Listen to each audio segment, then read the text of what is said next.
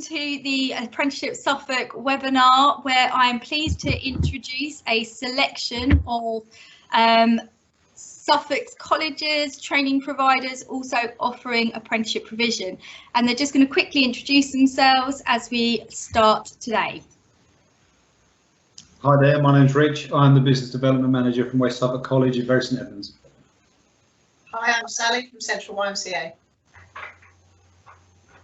Hi, I'm Dean from WS Training. Hi, I'm Claire Casbolt from Suffolk New College. Hi, I'm Jude from East Coast College. Lovely. And again, thank you all for taking time out today to take part in this session. So what I'd like to do is pose my first question, if possible, to Claire at Suffolk New College. Everyone knows an apprenticeship needs an employer, an apprentice and a provider, but who else would necessarily be involved with that process in your organisation? Well, there's varying teams involved. We've got the assessment team who work closely with the employer and the learners to ensure that they're on progress and making their way through the apprenticeship programme successfully. We've got the curriculum team, a group of tutors who look after our off-the-job training.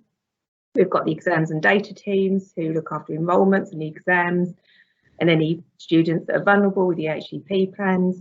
We've got the technicians that look after the workshops and get everything ready for any face-to-face delivery that we might have, and our IT team that look after our remote training and synchronous delivery that we have at the moment.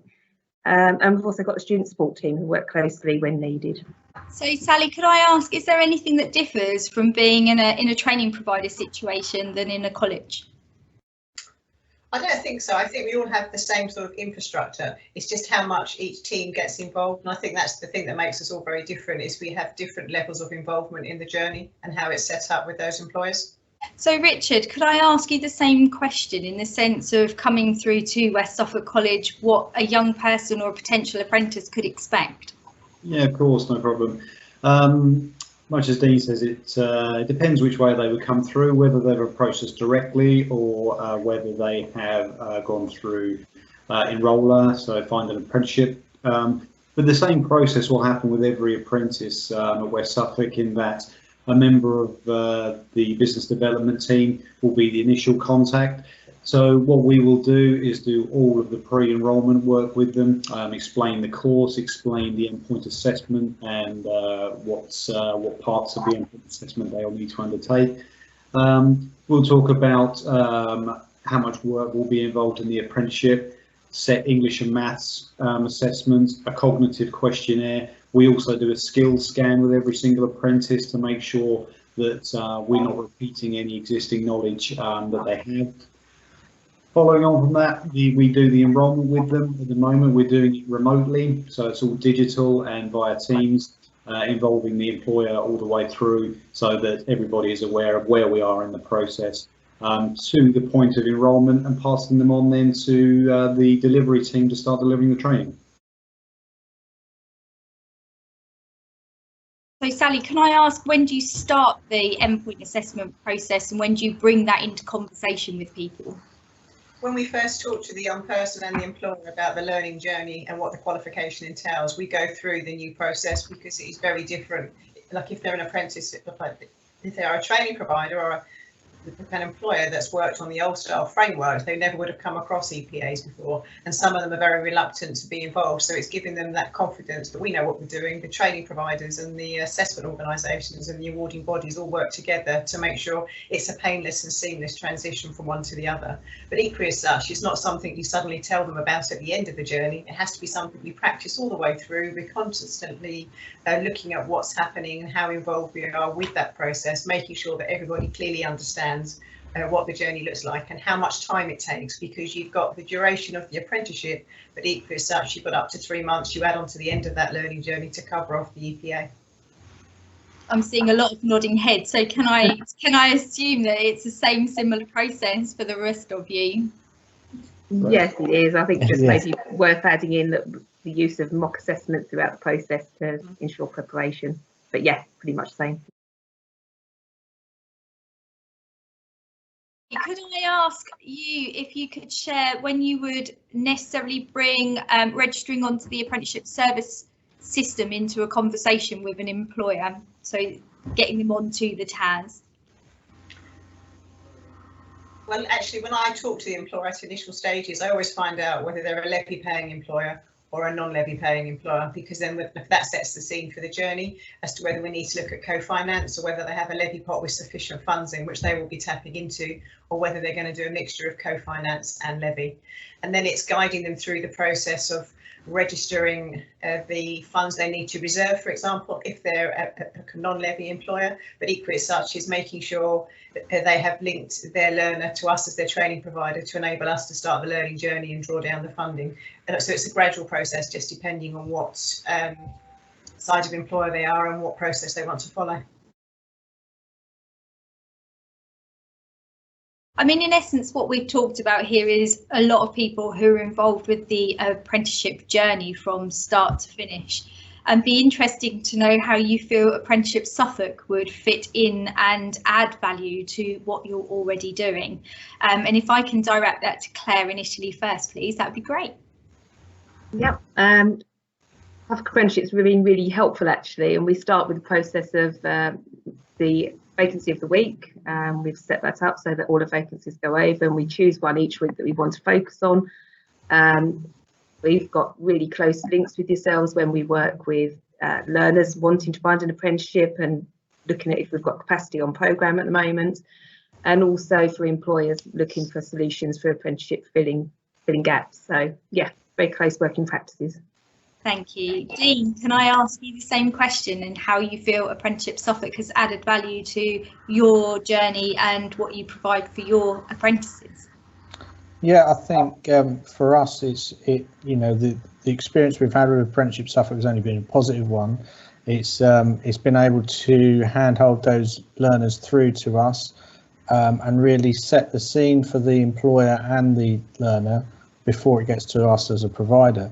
I would say probably that Apprenticeships Suffolk has an important part to play regionally because of its impartiality to employers, and I feel that that's very important when it comes to apprenticeships, and you're able to sort of take the pain out of understanding apprenticeships for employers before they get to the provider stage. So I think it's a crucial part in the whole linkage of young people, employers and providers. So yeah, it's been a great positive experience working with you. Can I just say, I think the referral process that we have in place with Apprenticeships Suffolk is really good, because I think some of the young people you work with are those that aren't as confident and those that need a bit more hand holding and guidance. And I think that bridge you build between us and them is really, really important, and it really helps them feel at ease and understand a bit more of the process. So I think working collaboratively with like yourselves has been really great for us, because it's giving us access to, I suppose, young people maybe in Suffolk that need a greater need of support or need greater assistance, and we're able to actually fulfil that journey. But it's all due to the fact that you guys have reached out to us, and that's really positive. Excellent. Richard, could I ask the same from the west side of the county, how you found the journey with Apprenticeships Suffolk to date? Yeah, of course, I can only echo what Claire, Dean and Sally have said. It seems to be a seamless referral process. It's for us, it's another way to reach out to employers in the county to get IAG about apprenticeships to them and also to the learners. So I think it's added value massively to the apprenticeship scheme in the county. If I could ask, what kind of support packages are involved for your apprentices coming through East Coast College? Well, you've hit the nail on the head. We are a college as well as a training provider. So all the support that we have for our full-time and part-time students, our HE students, because we're University of Suffolk as well, our apprentices have the same support. Okay, they have safeguarding, we have student support. We have our own dedicated team. I mean to say, I'm an employee liaison coordinator, so I work with the employers, but I also work with the apprentices. So therefore, the support team is there. It's dedicated to make sure that the learner journey is as untroubled as possible. If there is an issue, we're there to support them all the way through, and we can pull in any of the teams that we have within our college to support them all the way through as well. Claire, what about at Suffolk New College? How would a potential apprentice get the support that they needed? The support packages are all very similar. We have the same student services support, the exams and exam support, data teams. I would say that, you know, it's regular contact with the assessors, regular contact with the business development team to look at any additional training needs that might be required. And it's also sort of in noting that we have the online portfolio systems that parents, employers and learners can all access so that they can all see where they are on their learner journey. And it's just to keep the communication channels open. Richard, do you have anything further to add from a West Suffolk College's perspective, or is it? No, it's very similar kind of variation on a theme, I would guess. The support is there for learners from the moment that we start speaking to them, you know, the moment they complete. So it's from working with the team coaches for support on applications and interviews. It's referrals to student services if needs be, the functional skills team, which are there to help with maths and English support. It really is endless. Marvellous. And Sally, do you have anything further to add from YMCA Training's point of view? We use like the online portfolio system, which I think is brilliant because it also helps with any learning needs like from dyslexia and that kind of thing, because screens change colour, fonts, we can have a reader on that system as well. We also use something called Cognisis, which looks at a young person's learning needs and 9 points of their brain and how it works, and then we can map their learning journey in support with Cognisis. They have little things to do on the Cognisis system every month, which goes towards their off-the-job training, so it adds value to that as well.